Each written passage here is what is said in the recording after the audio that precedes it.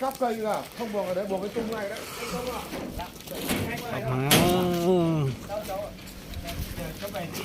Kêu tao là gì thông giấy đâu. Cháu dưới cháu còn chở món cái kia, không sợ đâu mà nó về thời gian đó này. Có cần ngắn ngắn như thế làm sao được.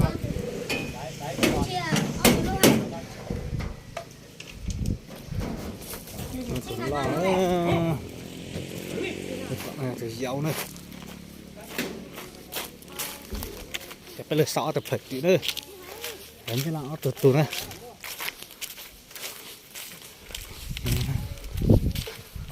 ta thử lò rồi tụi mày xong rồi tiện dầu này bớt chỏm hỏng nó luôn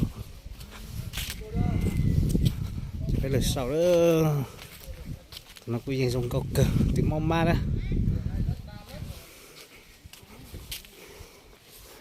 như là thầu một giấy nữa cho toàn chọc phải to xe rồi nữa cho chỉ mừng nhẹ nữa là một khanh cháu đi cho các thầu một giấy để dập phong dư